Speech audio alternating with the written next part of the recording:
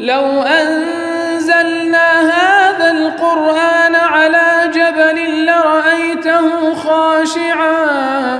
لرأيته خاشعا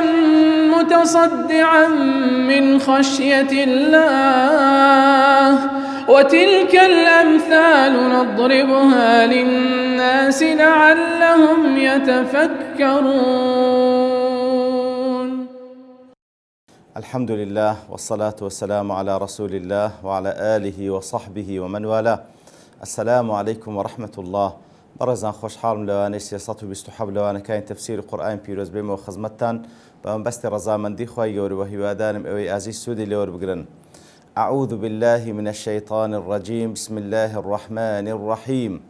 الرجال قوامون على النساء بما فضل الله بعضهم على بعض وبما أنفقوا من أموالهم فالصالحات قانتات حافظات للغيب بما حفظ الله واللاتي تخافون نشوزهن فعظوهن واهجروهن في المضاجع واضربوهن فإن أطعنكم فلا تبغوا عليهن سبيلا إن الله كان عليا كبيرا. برخوش شوستان ديارا أو آتي دواتريش خواهي قور سبحانه وتعالى باز لحقوقي بين جنو ميردك وهروها كاتك وقرفت مشكلة لنوانيان دروز بو بس الشيويق لقال يكتري رفتار بكن وكاتك بخوان حل نبو تسهل ويستيج كور بقرن يتلو دو آت خواهي قور سبحانه وتعالى زور بزواني بياني دكا لسرت هذا ديار مال وكو هر مؤسسة ودا مزراوة ودزقايك پێویستە کەسێک لەو ماڵەدا سەرپەرشتیار بی بەرپرسی یەکەم بی تاوەکو فەوزا دروست نەبی. ئیتر لەو ماڵەدا چێ سەرپەرشتیاری یەکەمە لەنێو خێزاندا چێ بەرپرسی یەکەمە الرجال قوامون على النساء. یەکەم جار دەفەرمی پیاو قوامەی هەیە لەسەر ئافرەتان، پیاو سەرپەرشتی لەسەر ئافرەتان دەکا بما فضل الله بعضهم على بعض وبما أنفقوا من أموالهم بدو سبب يكميان بويك خوا لخودي خويان وكو بياو آفرد هندش لسر هندك تفضيل كرديا وبما أنفقوا من أموالهم وبسبب أو نفقيك ولسر شاني بياوانا باشان آفرتان دكات دوبش هندشيان صالحنا فالصالحات قانتات حافظات للغيب ما حفظ الله أو آفرتانك وصالحنا أو أفرتاني كواجه رايلا لبو خوا سبحانه وتعالى باشان لبو ميردكانيان وهروا أسرار نهيني مالكي خوان وأسرار زوجي دا باريزن بويك خوا فرماني بيكرديا ولا برامبرج دا أواني واللاتي تخافون نشوزهن أواني كوا دا ترسن كوا نشوز بكن واتا سربيتسي بكن واتا ترفع بكن كدين دواتر إن شاء الله زيادة الروين دكينو واني كوا ديانوي للطاعي زوجي دربتن فعظوهن بسن قوناغي كم زار آموشقاريان بكن باشان وهجروهن في المضاجع بشتيان تيبكن ياخد هزريان بكن لناو زيقادا واضربوهن بقوناغي سيام ليان بدن فإن أطعنكم فلا تبغوا عليهن سبيلا. بلام أقرد قرانو وديسان جوراليان كرد بهيش شويك نابي ظلميان ليبكن إن الله كان عليا كبيرا. بالتأكيد بيقمان خواهي قول سبحانه وتعالى عليا كبيرا دونا ولنا وبيروزكاني خواهي قول. برخوش وستان لسرت هذا الرجال قوامون على النساء بياوان قوامان هي لسر آفرتان قوام صيغة مبالغة قائمية وكوزانان بوشي ويلي شدنا قائميش بابنين لقيام وهاتيا القيام على الشيء وحفظه واتا كسي قائمة لسر كاروباريك واتا سرپەرشتی لەسەر ئەو کاروبارە دەکا و دەی پارێزی. كوات الرجال قوامون على النساء يقومون على أموال النساء على شؤون النساء كواتا بياوان سرپەرشتی لەسەر کاروباری ئافرەتانی خۆیان دەکەن بالحفظ دایان پارێزن والرعاية چاودێریان دەکەن والنفقة وهروها نفقيان دشيشن والتأديب أجر بيشتي بالتأديب بالتأديب دكا وغير ذلك مما تقتضيه مصلحتهن هموش تيشي ديكا كوا وبيوز بكاتن مصلحتي أوانتي بيوز لقريان بوشيوي رفتار دكا كواتا أو حقتك أخوي جور باسي دكا الرجال قوامون على النساء کەواتە ئەوە با بڵێ وەکوتمان لە هەموو ماڵێک کەوا هەر ماڵێک وەکو دەستگایەکە کە دیارە هەر ماڵێک و ئوسرەیەک و خێزانێک بەردێکە لە بەردەکانی بیناغەی ئەو کۆمەلگا و مجتەماعی کە لێ پێک دێ ئیتر هەروەکو دەولەت پێویستی بە سەرپەرشتیار هەیە کەسی یەکەم هەیە هەروەکو دائیرە و فەرمانگەیەک پێویستی بە سەرپەرشتیار و کەسی یەکەم هەیە ماڵیش بە هەمان شێوە پێویستی بە سەرپەرشتیار و کەسی یەکەم هەیە بەڵێ مانع لەوە دانیە کەوا وەکو سونە و سیرەی پێغەمبەر صلی الله عليه وسلم هەموو کاروبارەکانیان بە ڕاوێژکردنە وەکو پێغەمبەر صلی الله عليه وسلم کە پێغەمبەری خوا بوو عەلەیهی سەڵاتو وەسەلام وەحی لۆ دەهات ئەوجا پرسیشی بە خێزانەکانی دەکرد بەڵام قسەی کۆتایی لۆچەیە لۆ پیاوەکەیە الرجال قوامون على النساء وەکو گوتمان قوام جەمعی یان سیغە مبالغەیە یان سیغەی نەسەبە ئیتر لە قیامەوە هاتی بۆی کەوا ئەو سەرپەرشتیارە لەسەر خێزانەکەی و لەسەر منداڵەکانی ئەویان سەرپەرشتیان لەسەر دەکا ئەویان بەڕێوەیان دەبا و نەفەقەیان دەچێشی و ئەویان لێپرسراوی یەکەمە لە پاراستنی ئەمنیەتی ئەو ماڵە لێیە پێویستە با بڵێن سەرپەرشتیاری و با بڵێن بەرپرسیارەتێکە لەدەست ئەو پیاوێ الرجال قوامون على النساء دیارە ئەوە قاعیدەیەکی عامە ئەگەرچی کەسانێک کە بە ناوی دیموقراتیەت یاخود کەسانێکی مسلمانی متەئەسیر بۆ ئەفکارە وەضعیانە بۆ ئەفکارە بەشەریانەی کەوا دوور لە منهەجی خوای گەورە بەرپا بووە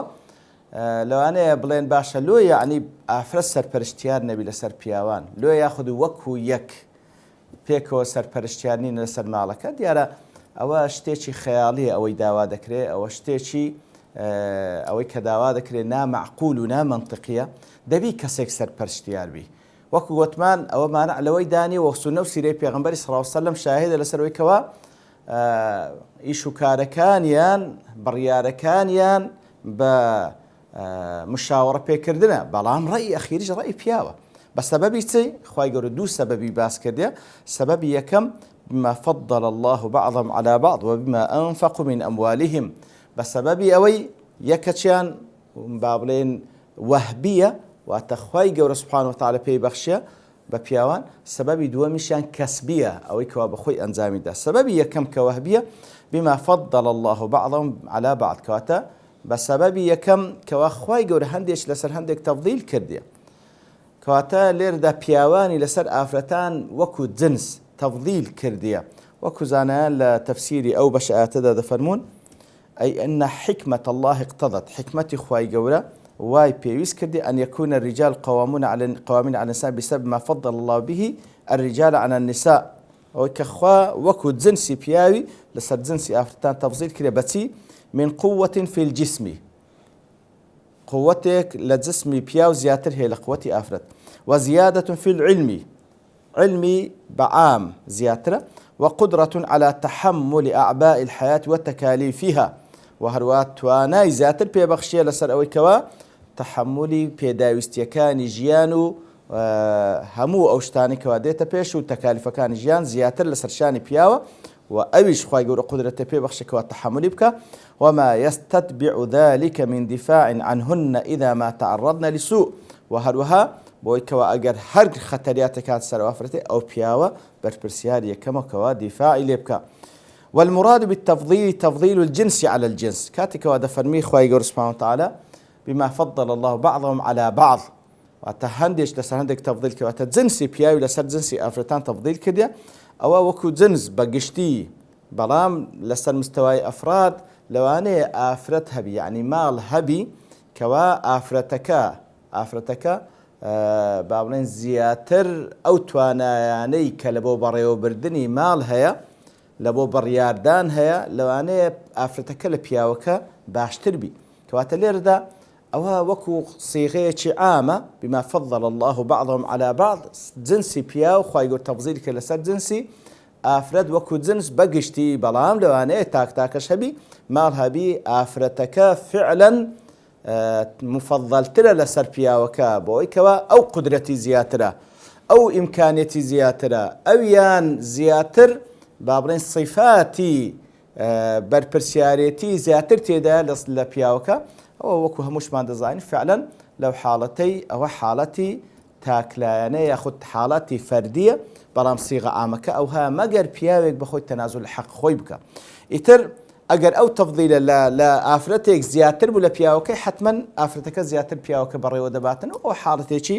وەکو هەمان دەزانێت هەیە و مەوجودە بەڵام بەگشتی پیاو خوای گەورە تەفضیلی کرد لەسەر ئافرەتان بۆی کەوا توانای تەحملکردنی مەسئولیەتی زیاترە لە ئافرەتان. یعنی ئەوەش قەزیەکە کە خوای گەورە بە پیاوانی بەخشە معنای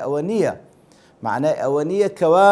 خوای گەورە پیاوانی خۆشتر دەوێت لە ئافرەتان والعیاذ بالله هەمووی خەڵقی خوایە سبحانه وتعالى لێ هەتا لە سیغەکەش مما فضل الله بعضهم على بعض بۆی کەوا هەندێک لەسەر هەندێک تفضيل كذا كواتا وكل زيجات كذا فرين بعضكم من بعض هنديكتان لهنديكتان كواتا ما معناي تكو أو تكاين تركوا باز لا ويكوادك بياو أفرتنا هنديكيان لهنديكيان بوكوا هون وشان تكميلي يكتر دكان خواي جور بياي واخر كرده كوا زياتر بربرسياريتي هالبقري أو توانا إمكانيات جسمي وعقلي ونفسية بيبخشي كوا بتواني سرپرشتي لسر مال بكا بتواني إداري أو مال بكا ئافرەتی شوا خەڵق کردێ خوای گەورە سبحانه وتعالى کەوا زیاتر لەگەڵ ئیشوکاری منداڵ بەخێوکردن و کاروباری ماڵ خوای گەورە بەو شێوەی خەڵق کردێ هەر یەکەو لە بۆ وەزیفەیە خەڵق کردێ هەردووشیان پێکەوە یەکتری تەواو دەکەن وەکو خوای گەورە سبحانه وتعالى چەندین جێ ئیشارەت پێکرد لە بۆ نمونە خوای گەورە والليل إذا يغشى والنهار إذا تجلى وما خلق الذكر والأنثى إن سعيكم لشتى کەواتە خوای گەورە باز لە شەو و ڕۆژ دەکا پاشان باز لە پیاو ئافرەت دەکا ئەو دەفەرمێ إن سعيكم لشتى يعني زۆر جوان ڕەبتی ئەو دوو قەزیە پێکەوە کردیە هەروەکو خوای گەورە شەو و ڕۆژی خەڵق کردیە پیاو ئافرەتیشی خەڵق کردیە هەر یەک لەوانە تەکمیلەی ئەوەی تریان دەکا شەو و ڕۆژ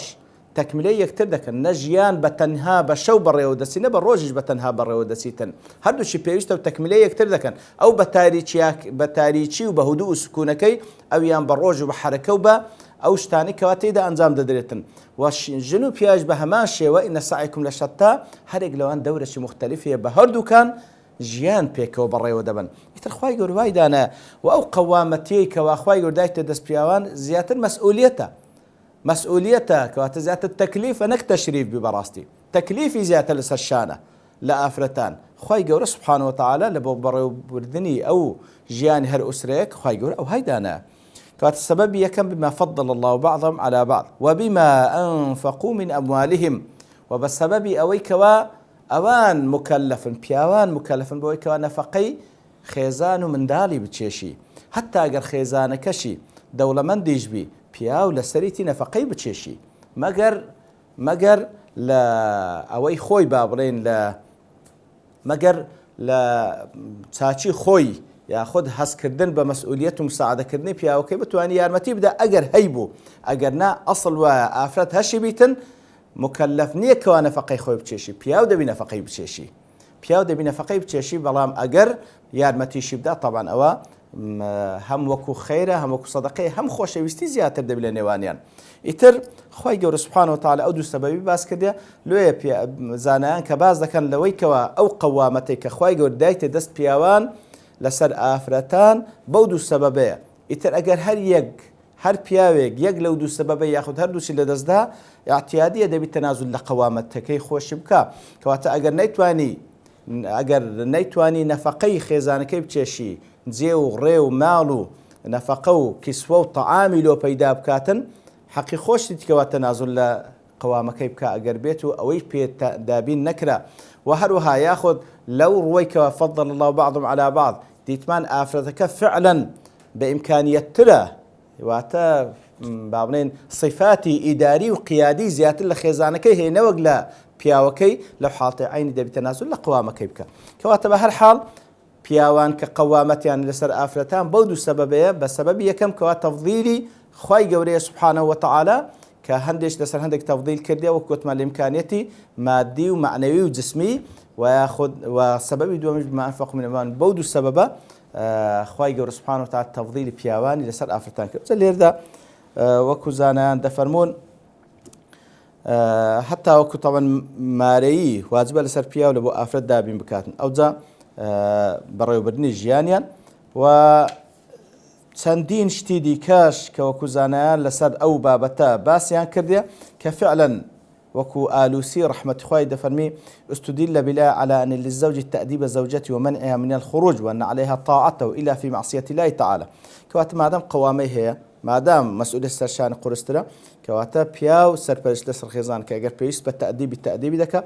أجر بيوس بكا كمنع بكا لو تسون درد بيوس منع يعني منع دكا بيوس جورالي شبكا وهروا واستدل بها أيضا من أجاز فسخ النكاح عند الإعسار عن النفقة والكسوة وهندق لزانان دلن أجر بيتو بياو نتواني نفقي جني بتشيشي ونتواني زلكو برقو بوشاك وخوارن لو دابين بكاتن ذكري أو زواجش فسخ بكريتو هل وشين دريتو لبروي عيني أو واجبات السشاه نتواني أو يبكاتن أو كو مذهب الإمام مالكي وشافعي رحمة إخوان لبي هندي تشيج دارين نخير بالكو أصل طبعا باشتر وإن كان ذو عسرة فنذيرة إلى ميسرة أجر بيت أوبياوة لأن داري ونبوني دسكورد بو باشتر فنظيرة إلى ميسرة بعد صارواني بكاو صبري لسر بقول حتى أخوي جورا درجاي خير ذكاتوا واستدل بها أيضا من جعل للزوجة الحجر على زوجته في نفسها ومالها فلا تتصرف فيه إلا بإذن حتى وكان دق لزان دفرمون كواتو أتبلغي كأخوي جورا قوامون على النساء بوي كوابيا ولا بوي هي لسر جني شروط دابني كوا لبوي نية هيز تصرفه بكا لنفسي خوي ولا مالكشي بلا مالكي